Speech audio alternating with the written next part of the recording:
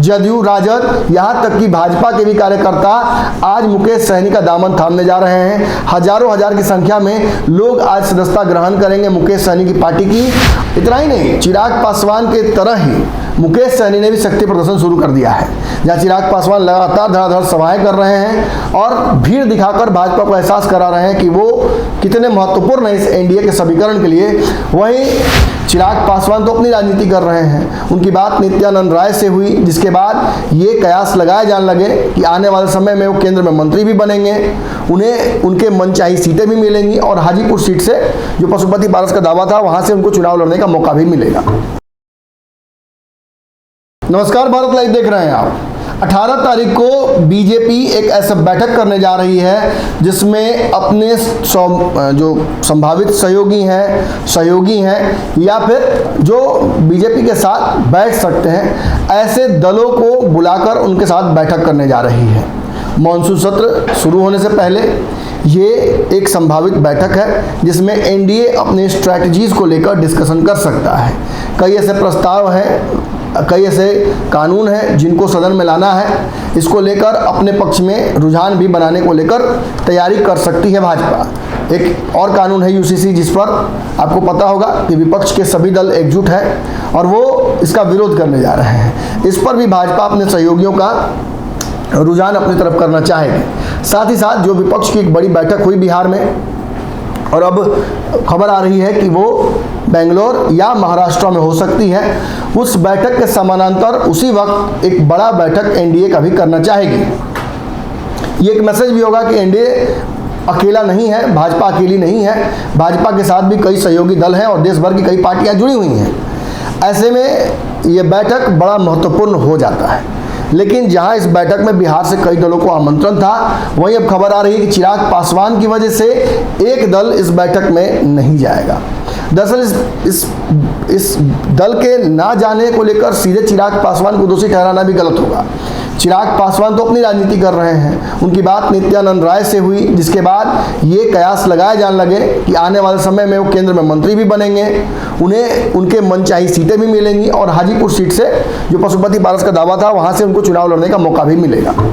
ये सारी बातें जब होती हैं तो निश्चित तौर पर सबकी नजरें जाती हैं पशुपति पारस पर कि क्या पशुपति पारस चिराग पासवान के बढ़ते कद से एनडीए में या उनके शर्तों को भाजपा द्वारा मान लिए जाने की वजह से इस एनडीए के गठबंधन को छोड़ सकते हैं। तो पशुपति पारस ने पूर्व में स्पष्ट कर दिया है कि उन्हें चिराग पासवान से कोई फर्क नहीं पड़ता, व्यक्तिगत लड़ाई हमेशा रहेगी, लेकिन एनडीए के हित के लिए वो चिराग पासवान को भी स्वीकार करने के लिए एनडीए में तैयार हैं। उनकी तरफ से कोई ऐसी शर्तें नहीं हैं। हालांकि हाजीपुर और फिर जो मनचाही सीटें हैं इसको लेकर विवाद हो सकता है, वो आगे का विषय है। फिलहाल पशुपति पारस के पास ऐसा कोई कारण नहीं है जिसकी वजह से वो उस बैठक का बहिष्कार करे या एनडीए से बाहर जाए। ऐसे में वो कौन सा दल है जो चिराग पासवान के वजह से इस गठबंधन से दूर होता जा रहा है? दरअसल वो दल है मुकेश सहनी की पार्टी वीआईपी पार्टी शुरू से ही चिराग पासवान के बराबर की सीटें एनडीए में डिमांड कर रही है। इसको लेकर कई बार उन्होंने मुखरता से बात कही है कि दो बातों पर कॉम्प्रोमाइज़ नहीं किया जा सकता है। एक, चिराग पासवान से अधिक हमें सीटें चाहिए क्योंकि हमारा जनाधार उनसे बड़ा है। दूसरा, चिराग पासवान के सीटें के अलावा हमें हमारे समाज के लिए आरक्षण का जो कॉलम हमने मांगा है वो चाहिए। भाजपा अगर इसका वादा करती है तभी हम इस गठबंधन की ओर देखेंगे। इतना ही नहीं, चिराग पासवान के तरह ही मुकेश सहनी ने भी शक्ति प्रदर्शन शुरू कर दिया है, जहां चिराग पासवान लगातार धड़ाधड़ सभाएं कर रहे हैं और भीड़ दिखाकर भाजपा को एहसास करा रहे हैं कि वो कितने महत्वपूर्ण है इस एनडीए के समीकरण के लिए। वहीं मुकेश सहनी भी लगातार विभिन्न पार्टियों के नेताओं को मिलन समारोह के तहत अपनी पार्टी में लगातार शामिल करा रहे हैं और शक्ति प्रदर्शन कर रहे हैं।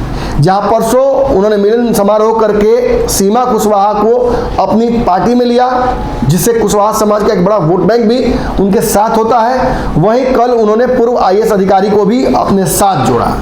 निश्चित तौर पर लगा था कि ये दो कार्यक्रम के बाद हो सकता है मुकेश सहनी एक पॉलिटिकल ब्रीदर ले, लेकिन आज खबर आ रही है कि मुकेश सहनी एक बार फिर से कई दलों के कार्यकर्ताओं को अपने साथ जोड़ने जा रहे हैं। जदयू, राजद, यहाँ तक कि भाजपा के भी कार्यकर्ता आज मुकेश सहनी का दामन थामने जा रहे हैं। हजारों हजार की संख्या में लोग आज सदस्यता ग्रहण करेंगे मुकेश सहनी की पार्टी की, और कहीं ना कहीं मुकेश सहनी ने भी अपनी तरफ से शक्ति प्रदर्शन शुरू कर दिया है, जैसा कि चिराग पासवान और बाकी एनडीए के दल कर रहे हैं। अब देखिएगा, अगर एनडीए के प्रस्तावित सदस्यों को, तो उसमें उपेंद्र कुशवाहा की पार्टी भी एक ऐसी दल है जो लगातार शक्ति प्रदर्शन कर रही है और सीटों पर अपना दावा करने के लिए लगातार मुखर होकर बयानबाजी कर रही है। ऐसे में मुकेश सहनी द्वारा दिया गया शर्त, और जिस तरीके से मुकेश सहनी लगातार ये शर्तें रख रहे हैं कि भाई इन शर्तों को भाजपा माने तभी हम जाएंगे, खबर पुख्ता रूप से प्राप्त हो रही है कि 18 की इस बैठक से मुकेश सहनी ने किनारा कर लिया है। उन्होंने अपनी शर्तें जो रखी हैं उन शर्तों पर अडिग हो गए हैं और लगातार अपना शक्ति प्रदर्शन कर रहे हैं ताकि दोनों गठबंधनों में उनका भाव बना रहे। अगर ये वीडियो पसंद आई और वह बिहार के राजनीति और बिहारियत से सरोकार रखेनी तो सब्सक्राइब बटन दबा के चैनल के सब्सक्राइब कर ली। ओजे एगो घंटी बा, ओकरा बटन दबा देला से कुल सटीक और मारक खबर रुआ मुफ्त में मिल जाई। अगर रुआ पत्रकारिता के हमनी के नया प्रयोग में सहयोग कर चाहतानी तो ज्वाइन बटन दबा दी। पेटीएम नंबर नोट कर ली 9386816700। धन्यवाद।